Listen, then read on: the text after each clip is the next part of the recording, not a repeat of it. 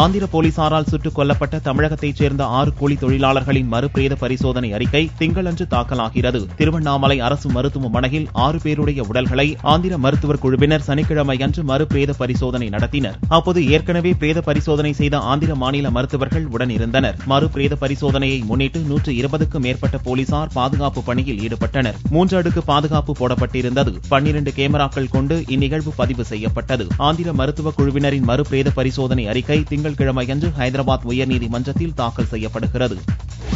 மறுபிரேத பரிசோதனை செய்யப்பட்ட 6 பேரின் உடல்கள் அடக்கம் செய்யப்பட்டன. ஹைதராபாத் உயர்நீதிமன்ற உத்தரவுப்படி திருவண்ணாமலையைச் சேர்ந்த பெருமாள், முனுசாமி, முருகன், மூர்த்தி, மகேந்திரன் மற்றும் சசிகுமார் ஆகிய 6 பேரின் உடல்கள் மறுபிரேத பரிசோதனை செய்யப்பட்டது. திருவண்ணாமலை மருத்துவக் கல்லூரியில் இருந்த 6 பேரின் உடல்கள் மறுபிரேத பரிசோதனைக்கு பின்னர் உறவினர்களிடம் ஒப்படைக்கப்பட்டது. இறப்பில் சந்தேகம் இருப்பதாக கூறிய உறவினர்கள் உடல்களை தகனம் செய்யாமல் அடக்கம் செய்தனர்.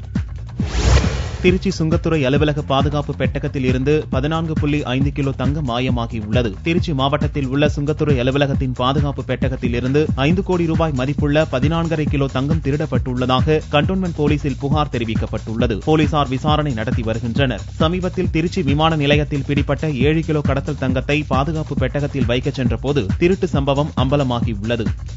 மக்கள் மனதில் இடம்பெறும் வகையில் நமது செயல்பாடுகள் இருக்க வேண்டும் என்று பிரதமர் மோடி வலியுறுத்தியுள்ளார். 3 நாடுகள் சுற்றுப்பயணத்தை முடித்து நாடு திரும்பிய பிரதமர் நரேந்திர மோடி ஞாயிறன்று பாரதிய ஜனதா எம்பிக்கள் கருத்தரங்கில் பங்கேற்றார். அப்போது பேசிய பிரதமர் மோடி, தான் எந்த அரசையும் விமர்சிக்கவில்லை, இந்த அரசு மக்களுக்கு செய்துள்ள பணிகளைத்தான் எடுத்துரைக்கிறேன் என்று தெரிவித்தார். மக்களின் மனதில் இடம்பெறும் வகையில் நமது செயல்பாடுகள் இருக்க வேண்டும் என்று மோடி வலியுறுத்தினார். நில ஆர்ஜித மசோதாவை எதிர்த்து விவசாயிகள் மத்தியில் காங்கிரஸ் துணைத் தலைவர் ராகுல் உரையாற்ற உள்ள நிலையில் ராம்லீலா மைதானத்தில் பாதுகாப்பு பலப்படுத்தப்பட்டுள்ளது. மத்திய அரசின் நில ஆர்ஜித மசோதாவை எதிர்த்து விவசாயிகள் நடத்த உள்ள பேரணியில் காங்கிரஸ் துணைத் தலைவர் ராகுல் பங்கேற்கிறார். டெல்லி ராம்லீலா மைதானத்தில் ராகுல் உரையாற்ற உள்ள நிலையில் 100க்கும் மேற்பட்ட சிசிடிவி கேமரா கண்காணிப்பு, ஆயிரக்கணக்கான போலீசார் பாதுகாப்பு, விவசாயிகள் வருக என்று காலை முதலே ராம்லீலா மைதானம் பரபரப்பாக காணப்பட்டது. ஜம்மு காஷ்மீர் வன்முறையில் சிறுவன் சுட்டுக் கொல்லப்பட்டது தொடர்பாக 2 போலீசார் கைது செய்யப்பட்டனர். ராணுவத்தினரால் 2 வாலிபர்கள் சுட்டுக் கொல்லப்பட்டதை கண்டித்து பட்கம் மாவட்டத்தில் நடந்த போராட்டத்தில் வன்முறை வெடித்தது. மோதலை கட்டுப்படுத்த போலீசார் துப்பாக்கிச்சூடு நடத்திய போது ஒரு சிறுவன் உயிரிழந்தான். இதைத் தொடர்ந்து பல்வேறு இடங்களில் வன்முறை வெடித்தது. சிறுவன் மரணம் தொடர்பாக 2 போலீசார் கைது செய்யப்பட்டுள்ளனர். கிருஷ்ணகிரியில் மரத்தின் மீது கார் மோதி விபத்துக்குள்ளானதில் ஒரே குடும்பத்தைச் சேர்ந்த 7 பேர் பலியாயினர். திருப்பத்தூர் ஆலங்காயம் அருகே உள்ள ஓமக்குப்பம் கிராமத்திலிருந்து திருவண்ணாமலை கீழ்பண்ணத்தூரில் உள்ள தேவாலய வழிபாட்டிற்கு ஒரே குடும்பத்தைச் சேர்ந்தவர்கள் காரில் பயணமாகினர். ஊத்தங்கரை, சிங்காரப்பேட்டை, நார்த்தம்பட்டி அருகே சென்று கொண்டிருந்த கார் திடீரென நிலை தடுமாறி சாலையோர ஆலமரத்தில் மோதியது. இச்சம்பவத்தில் 2 குழந்தை, 4 பெண்கள் உட்பட 7 பேர் சம்பவ இடத்திலேயே பலியாகினர். சிங்காரப்பேட்டை போலீசார் விசாரித்து வருகின்றனர்.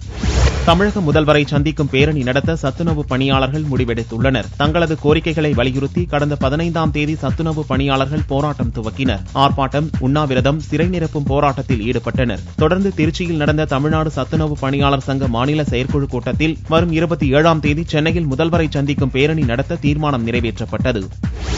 மிஸ்ட்கால் மூலம் இணைக்கப்பட்ட உறுப்பினர்களை நேரில் சந்தித்து கட்சியில் இணைப்போம் என்று தமிழிசை தெரிவித்தார். மதுரையில் நடந்த பாரதிய ஜனதா தென்மண்டல மாவட்ட நிர்வாகிகள் கூட்டத்தில் கலந்து கொண்ட மாநில தலைவர் தமிழிசை பின்னர் செய்தியாளர்களை சந்தித்தார். மக்களிடம் மனுக்களை பெறும் மகா மக்கள் இயக்கம் மூலம் தமிழகத்தில் பாரதிய ஜனதா வளரும் என்றவர் மிஸ்ட்கால் மூலம் இணைக்கப்பட்ட உறுப்பினர்களை நேரில் சந்தித்து கட்சியில் இணைப்போம் என்றும் கூறினார். பாரத தேசம் முழுவதும் ஏற்கனவே சேர்த்த உறுப்பினர்களை மகா மக்கள் தொடர்பு இயக்கம் என்ற ஒரு இயக்கம் அமைத்து அதன் மூலம் யாரையெல்லாம் மிஸ்டு கால் மூலம் சேர்த்தோமோ அவர்களை தனித்தனியாக தொடர்பு கொண்டு அவர்களை உறுப்பினராக சேர்ந்தவர்களுக்கு உறுப்பினர் அட்டை கொடுப்பதுதான் இந்த மகா மக்கள் தொடர்பு இயக்கம்.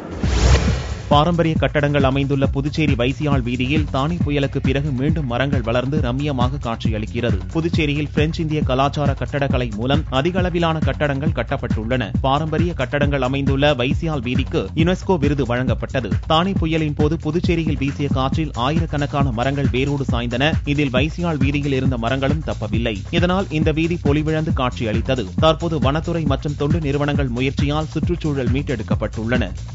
கடந்த 4 ஆண்டுகளில் 136 தேர் செய்யப்பட்டுள்ளதாக அமைச்சர் காமராஜ் தெரிவித்தார். தஞ்சை பெரிய கோவிலில் 50 லட்சம் ரூபாய் மதிப்பில் புதிய தேர் செய்யப்பட்டு தேரோட்டத்திற்கு தயாராக உள்ளன. தேரை ஆய்வு செய்த இந்து சமய அறநிலையத்துறை அமைச்சர் காமராஜ் கடந்த 4 ஆண்டுகளில் 136 தேர் செய்யப்பட்டுள்ளதாக கூறினார்.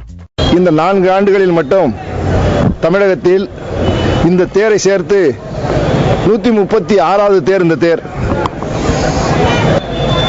இது மிகப்பெரிய ஒரு வரலாற்று செய்தி என்பதனை தெரிவித்துக் கொள்வேன். புற்றுநோயால் பேசும் திறனை இழந்தவர்களுக்கு குரல்வள பயிற்சி முகாம் திருச்சியில் துவங்கியது. புகையிலை பொருட்களால் புற்றுநோய் உண்டாகி அதற்கான சிகிச்சையை எடுத்துக் கொள்பவர்கள் பேசும் திறனை இழந்து விடுகின்றனர். இவர்களுக்கான குரல்வள பயிற்சி முகாம் திருச்சி தனியார் மருத்துவமனையில் ஞாயிறன்று நடந்தது.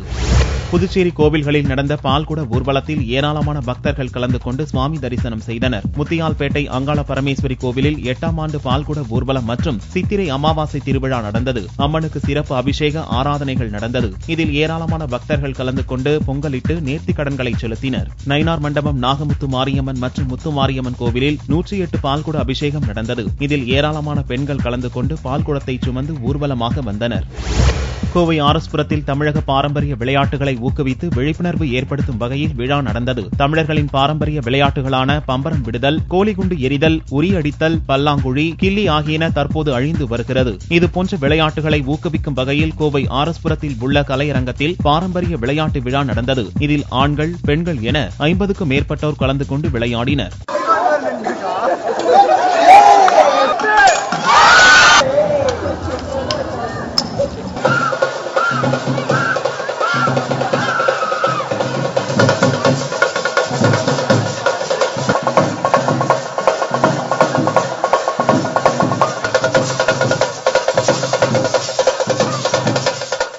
தங்கத்தின் விலை ஞாயிற்றுக்கிழமையன்று ஒரு சவரன் 20,224 ரூபாயாக இருந்தது. 1 கிராம் ஆபரண தங்கம் 2,528 ரூபாய்க்கு விற்பனையானது. வெள்ளி 1 கிராம் 39 ரூபாய் 20 காசுகளுக்கு விற்பனையானது. பார்வெளியின் விலை 36,670 ரூபாயாக இருந்தது.